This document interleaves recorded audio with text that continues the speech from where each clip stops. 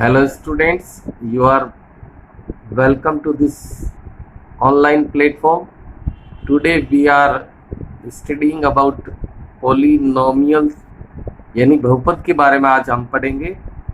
ये क्लास 10 की 3.1 एक्सरसाइज है जो पहले भी हम इसका एक पार्ट कर चुके हैं। तो अगले पार्ट में है किसी दिए गए बहुलक के शून्य ज्ञात करना और शून्यकों और गुणांकों के मध्य संबंध की सत्यता की जांच करना। इससे संबंधित एक वीडियो पहले अपलोड कर दिया गया। अब आगे इससे संबंधित और कुछ प्रश्न बच्चे हैं, उन पर हम आज स्टडी करेंगे। वीडियो को अंत तक ध्यान से देखें, चैनल को सब्सक्राइब, लाइक और शेयर करें। तो शुरू करते हैं आज का टॉपिक बहुपद। बहुपद में जो 3.1 एक्सरसाइज है उसमें है शून्य ज्ञात करो और शून्यकों और गुणांकों के मध्य संबंध की सत्यता की जांच करो। इससे संबंधित और प्रश्न आपको देखने तो इससे पहले वाले वीडियो में इसी से संबंधित एक्सरसाइज दी गई है, आप इसका अभ्यास करें। तो हमें यहाँ पर एक क्वेश्चन दे रखा है 3x² - x - 4 के शून्य ज्ञात करो। हमें क्या ज्ञात करना है? शून्यकों और गुणांकों के मध्य जो संबंध होता है उसकी सत्यता की जांच करनी है। तो सबसे पहले हमें दिए गए बहुपद, जो बहुपद दे रखा है, बहुपद दिया हुआ है अपने 3x² - x - 4, इसके शून्य ज्ञात करने। हमने पहले वाले वीडियो में भी आपको बताया था कि किसी भी दिए गए बहुलक से शून्य ज्ञात करते हैं तो उस दिए गए द्विघात जो बहुपद है उसका गुणनखंड करना पड़ेगा। तरीका बता रखा आपको किस तरह से करना है। 3x², ये जो है इस पद को आपको बदलना है। बदलने के लिए आपको बताया था कि x² के गुणांक और अचर पद को गुणा करना है। तो इसको गुणा करने पर कितना प्राप्त हुआ? 12। यहाँ पर जो साइन है वो साइन देखना है और तीसरा x का गुणांक देखना है। x का गुणांक कितना है? 1 है। तो 4 3 12 से अपने अभाज्य गुणनखंड 1 और 12 होता है, 2 और 6 होता है, 1 3 और 4 होता है। ये 3 तरह के गुणनखंड हुए।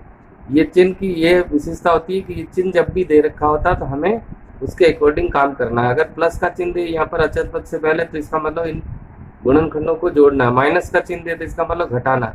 घटाते तो यहाँ 11, यहाँ पर कितना बचता है? 4 और यहाँ पर कितना बचता है? 1। हमें क्या चाहिए?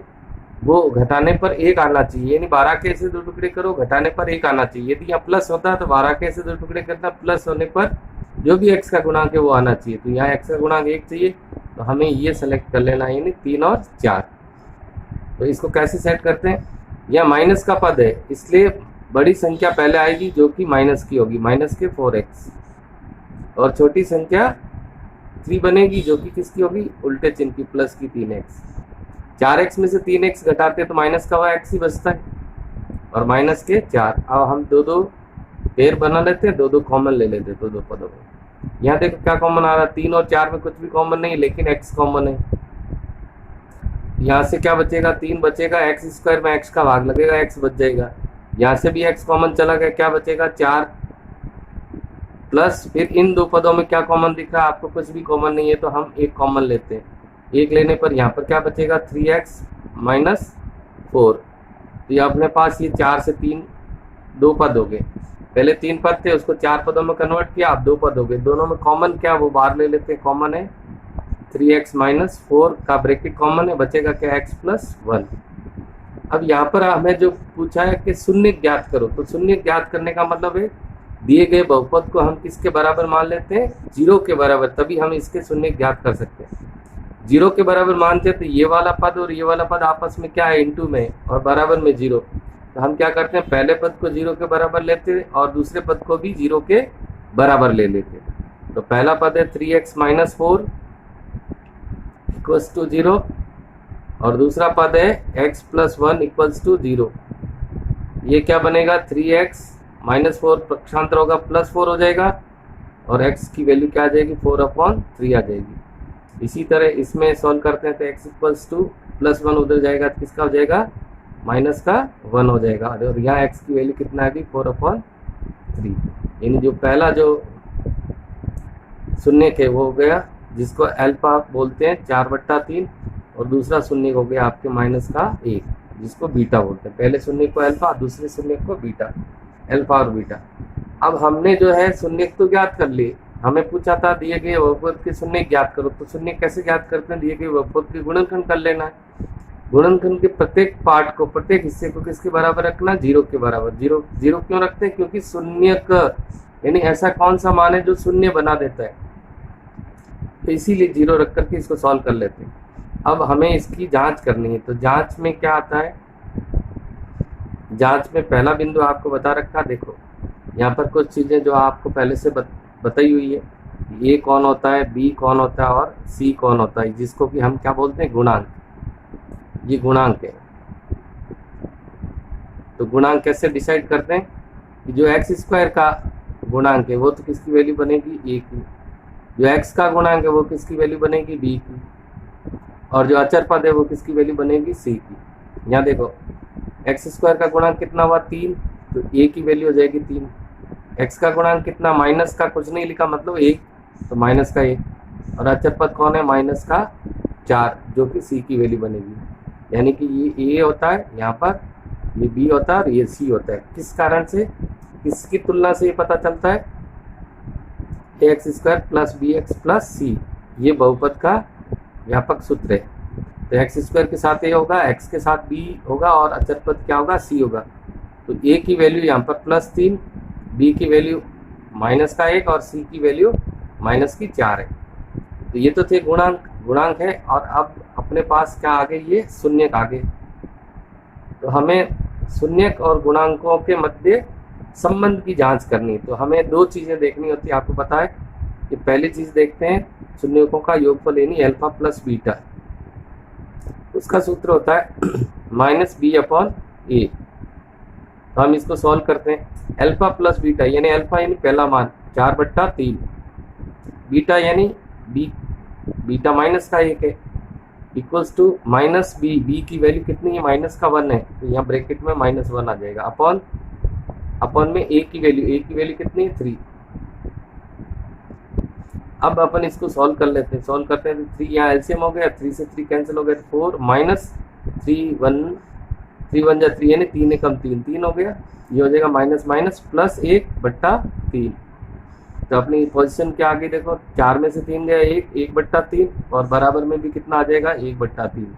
तो ये पहला संबंध जो है वो सत्य साबित हो गए, यानी कि इसका लेफ्ट हैंड साइड और राइट हैंड साइड दोनों क्या आ गए, बराबर आ गए।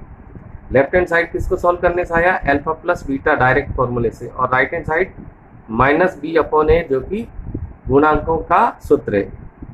इसी तरह हमें एक चीज़ और देखनी पड़ेगी, दूसरी चीज़ है, दूसरा जो है वो है हमें गुणा देखना पड़ता है कि अल्फा और बीटा का गुणा यानी शून्यकों का गुणा। तो अल्फा की वैल्यू कितनी, 4/3 इंटू बी, सॉरी इसका सूत्र लिख लेते हैं पहले। अल्फा इंटू बीटा का फॉर्मूला जो होता है वो होता है c/a। अब वैल्यू रखते हैं, अल्फा की वैल्यू हो जाएगी 4/3 इंटू बीटा की वैल्यू -1। इसी प्रकार यहाँ पर अपन सामने सी की वैल्यू रखेंगे, सी की वैल्यू कितनी, -4 और अपॉन ए की वैल्यू अपॉन में 3। इसको सॉल्व कर लेते हैं। -1 का 4 से इंटू होगा तो -4/3 और सामने भी -4/3। इसका भी लेफ्ट हैंड साइड और राइट हैंड साइड का आ गया, इक्वल आ गया। इस प्रकार से यहाँ पर शून्यकों का हमें पहले क्या ज्ञात करना है, शून्यकों का योग ज्ञात करके अपने को सिद्ध करना, और दूसरा हमें जो है शून्यकों का क्या करना है, गुणा। ये दोनों चीजें निकाल करके आपको लेफ्ट हैंड साइड और राइट हैंड साइड की वैल्यूज का पता करना है। तो अल्फा और बीटा यानी एक्स की जो वैल्यू आती है वो पहली वैल्यू अल्फा बनेगी, दूसरी वैल्यू बीटा बनेगी। अल्फा प्लस बीटा तो सूत्र होता है -b/a। इसी तरह अल्फा इंटू बीटा का जो फॉर्मूला होता है c/a। तो इधर अल्फा बीटा की वैल्यूज रखनी और सामने ए बी सी की वैल्यू रख करके सॉल्व करना।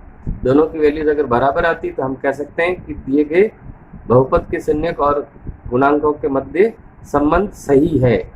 अब हम अगला प्रश्न चल लेते हैं जो इसका उल्टा है। उल्टा इन सेंस, उल्टा का मतलब है द्विघात बहुपद आपको ज्ञात करना है जिसके शून्यकों का योगफल और गुणनफल दे रखा है। हम यहाँ पर बात करते हैं दिए हुए की, यानी ये कह रहा है शून्यकों का योगफल यानी शून्यकों का योगफल का मतलब क्या हुआ, अल्फा प्लस बीटा। तो अल्फा प्लस बीटा, और यहाँ पर क्या कह रहा है, गुणनफल, गुणनफल हो गया अल्फा इंटू बीटा। तो योगफल कितना दे रखा, √2, और गुणनफल अल्फा इंटू बीटा कितना दे रखा, 1/3। लेकिन हम पुनः एक बार सोचते हैं कि अपना जो अल्फा प्लस बीटा का जो फॉर्मूला था, तो अल्फा प्लस बीटा का जो फॉर्मूला है, योगफल का फॉर्मूला है वो -b/a। तो अपन यहाँ लिख देते हैं -b/a, और इसके सामने इसकी वैल्यू जो है वो लिख देते हैं √2। इसी तरह अल्फा इंटू बीटा का जो फॉर्मूला होता है, अल्फा इंटू बीटा का फॉर्मूला क्या है, c/a। यहाँ पर अपन लिख देते हैं c/a, और सामने इसकी वैल्यू लिख देते हैं, अल्फा इंटू बीटा की वैल्यू कितनी, 1/3। अब आपको देखना है कि ये a जो है ये दोनों में कॉमन होना चाहिए। तो a यहाँ पर 3 आ रहा है, लेकिन यहाँ पर कुछ भी नहीं है, तो मैं इस लाइन को खींच करके यहाँ पर भी मैं क्या लिख देता हूँ, 3 लिख देता हूँ। किस लिए, कि यहाँ की a की वैल्यू और यहाँ की a की वैल्यू इक्वल होनी चाहिए। लेकिन ऐसा आपने यहाँ तो नीचे लिख दिया, ये केवल इसको बैलेंस बनाने के लिए नीचे आपने भाग लगाया, तो ऊपर इसी संख्या का वापस क्या होगा, गुणा होगा। ये नहीं, आप किसी भी संख्या का भाग लगाते हो तो वापस उसी संख्या का गुणा करना पड़ेगा, तभी उसका बैलेंस रहेगा। यानी इसको अगर सरल करते हैं तो 3 कैंसिल हो जाएगा, √2 बचेगा। अब अपन इसकी तुलना करते हैं। तुलना कैसे करेंगे, देखो अपन a, b और c देखते हैं। तो देखो a दोनों में अपॉन में जो लिखा हुआ, a की वैल्यू दोनों में कितनी हुई, 3, तो ये a की वैल्यू होगी 3। b की वैल्यू देखते हैं, तो b की वैल्यू ये ऊपर लिखी हुई है, यहाँ माइनस लिखा हुआ, यहाँ नहीं लिखा हुआ, तो ये हो जाएगा -3√2। ये नहीं, 3 पहले लिख दिया, √2। माइनस क्यों लिखा, माइनस इधर है, इधर अगर माइनस होता तो माइनस माइनस प्लस हो जाता है। और c की वैल्यू कहाँ है, ये ऊपर लिखी हुई, यानी कि 1। इसलिए इक्वेशन क्या बनती है, सॉरी जो पॉलिनोमियल बनता है बहुपद ax² plus bx plus c, इसमें वैल्यू रखनी। तो a की जगह कितना आ जाएगा, 3x², b की जगह -3√2 और x का x, और c की जगह +1। ये आपका क्या आ गया, आपका बहुपद आ गया, जिसको अपन fx से दर्शाते हैं, यही बहुपद है। एक एग्जांपल और ले लेते हैं।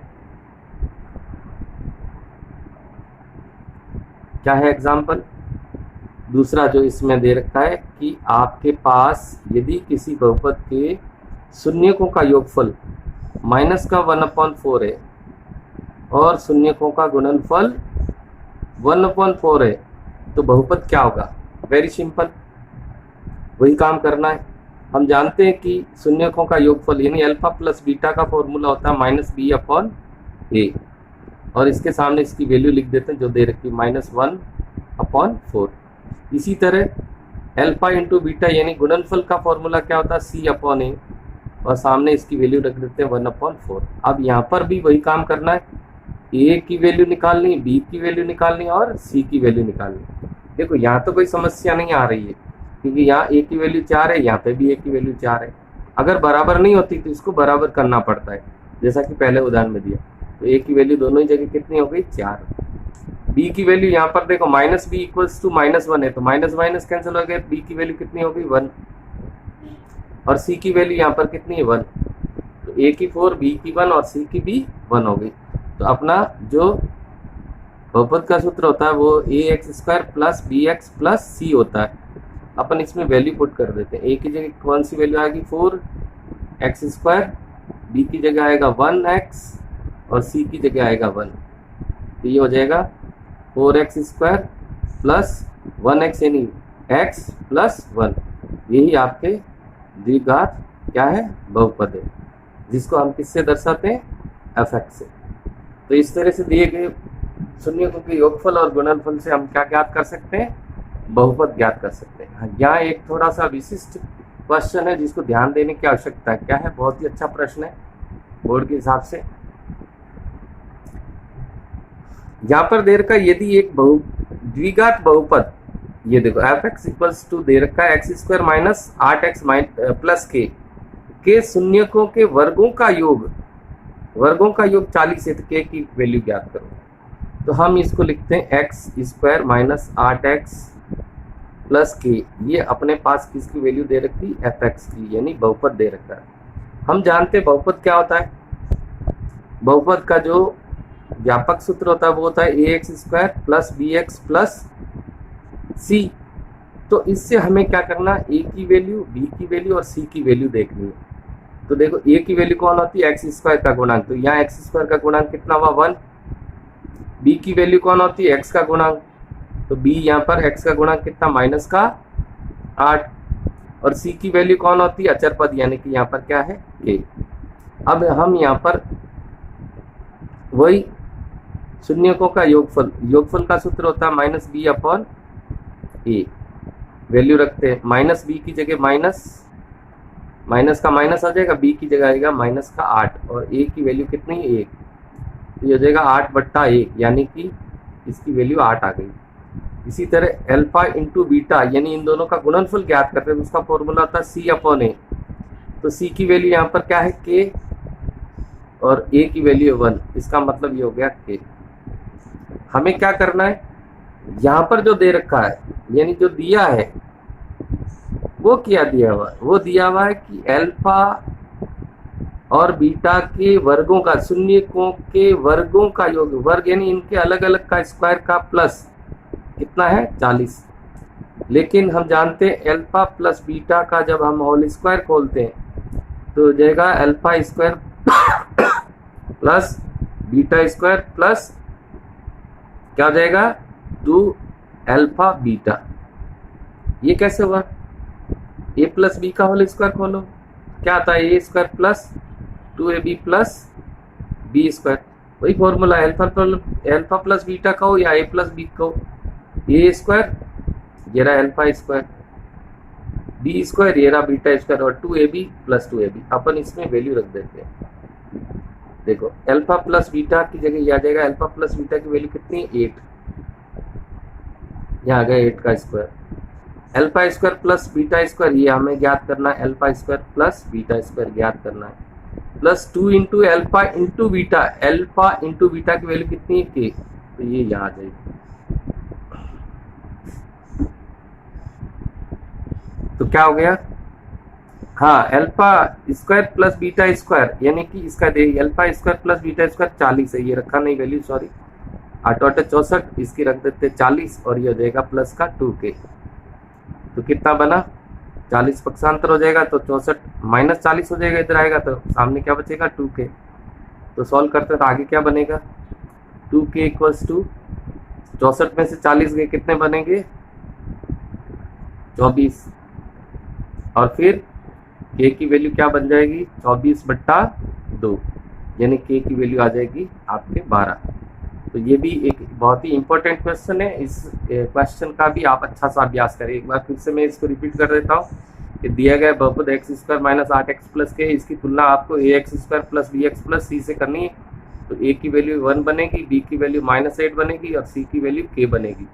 फिर योगफल का सूत्र लगाएंगे तो -b/a से 8 आ जाएगा, अल्फा इंटू बीटा से गुणनफल के सूत्र से क्या आ जाएगा c/a, सी की वैल्यू k अपॉन ए की वैल्यू 1 है तो इससे k बन जाएगा।